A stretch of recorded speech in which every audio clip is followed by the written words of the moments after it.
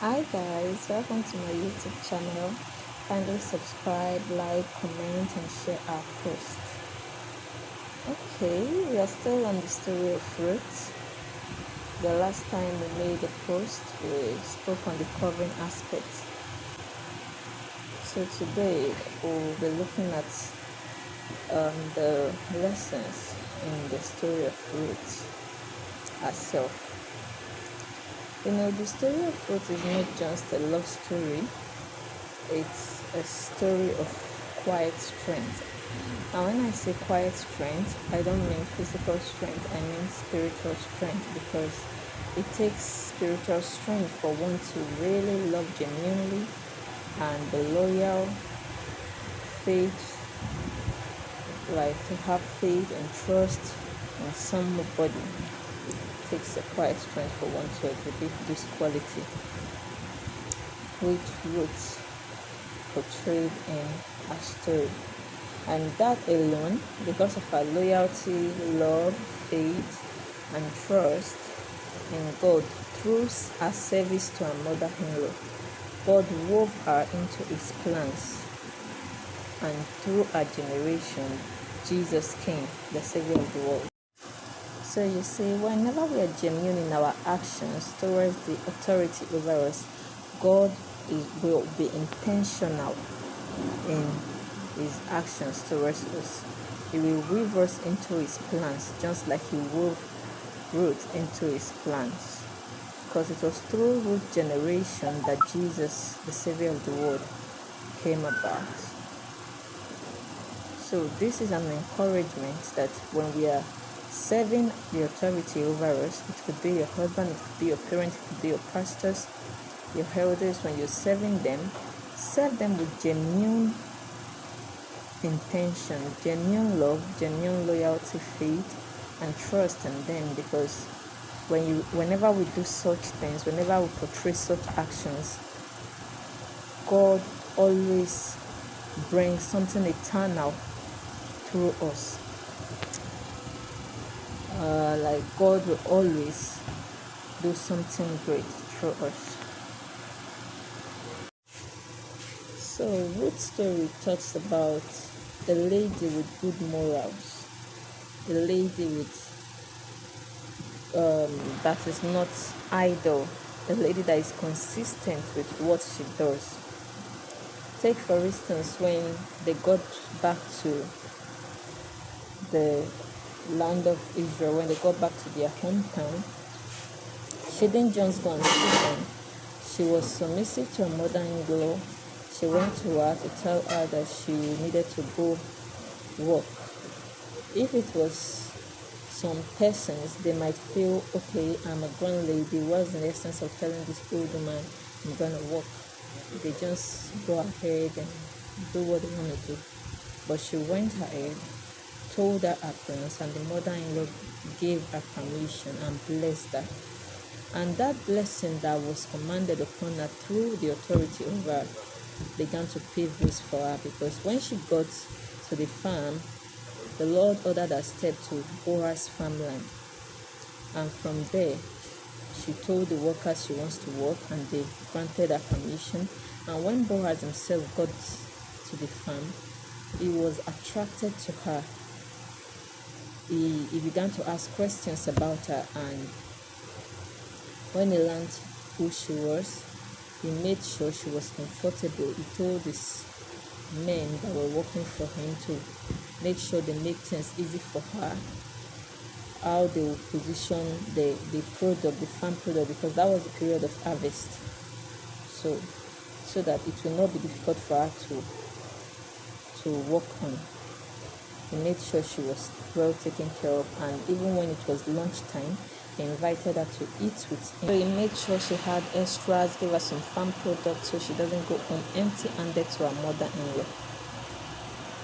And when she got home, Ruth wasn't secretive.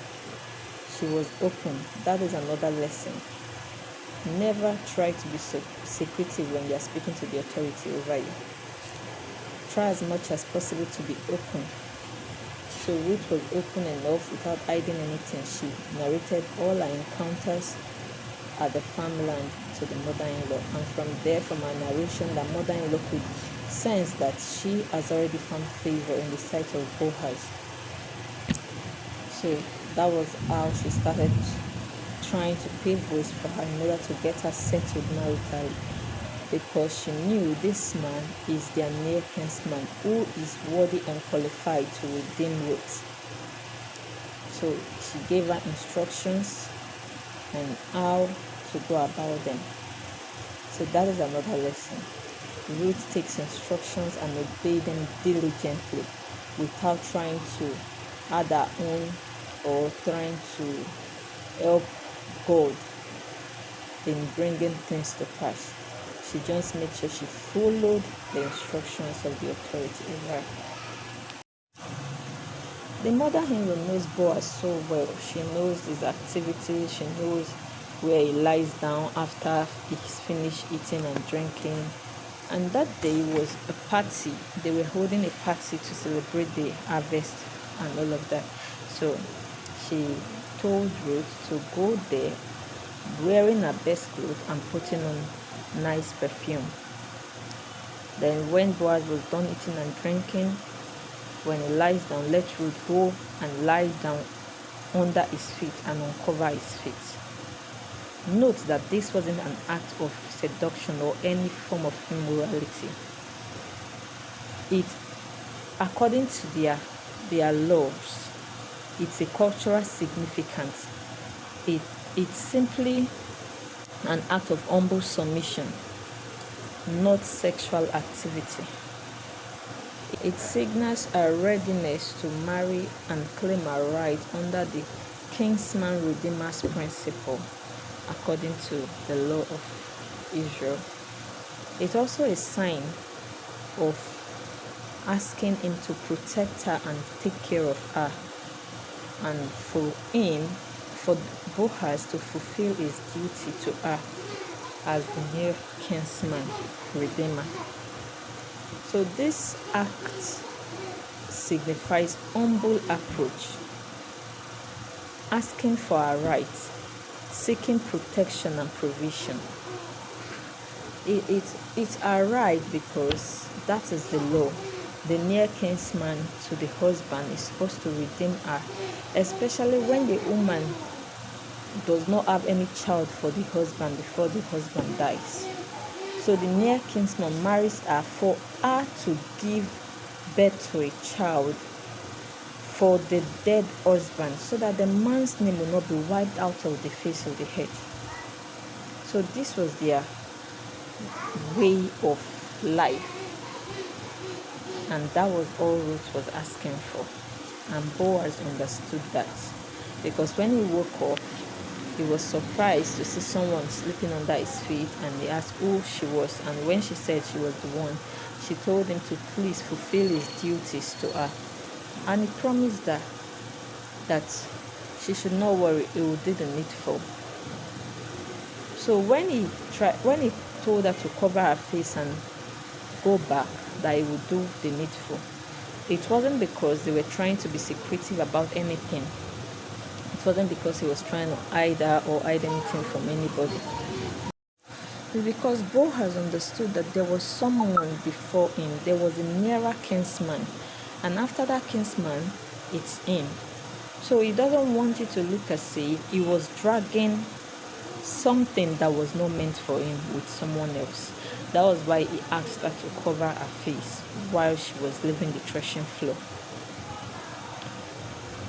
because he wanted to follow the normal procedures, meeting the man and asking him to do the needful towards Ruth. And if the man says no, then he will take it up from there, since he's the next person after him. So Ruth got home, explained everything to the mother-in-law, and the mother-in-law told her not to worry, because this man will not rest till he does the needful today. She knows him so much, and truly that day did not end until Boaz achieved what he needed to achieve. He made sure he met with the elders and the nearest kinsman redeemer, and they discussed it. And when the man said he was not ready to redeem Ruth, Boaz took it upon himself as the next nearest kinsman. And that was how he married Ruth. And then our generation brought about Jesus Christ.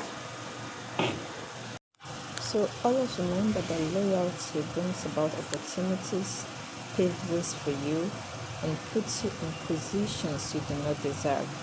Because when you look at Ruth, when she was following her mother-in-law, she didn't have any hidden agenda, any other intention but to just go with this old woman who has no one. So, but getting there, God had another plans for her. But if she had not been full of love, loyalty, faith, and trust in her mother-in-law, I don't think she would have been able to fit into God's plans for her life. But she went ahead on this journey with her mother-in-law, and God established His divine counsel, His divine plans for her destiny. So always remember that loyalty brings about opportunities, pave ways for you, and puts you in positions you do not deserve. Because when you look at Ruth, when she was following her mother-in-law, she didn't have any hidden agenda, any other intention but to just go with this old woman who has no one. So, but getting there, God had another plans for her. But if she had not been full of love, loyalty, faith, and trust in her mother-in-law, I don't think she would have been able to fit into God's plans for her life. But she went ahead on this journey with her mother-in-law, and God established His divine counsel, His divine plans for her destiny.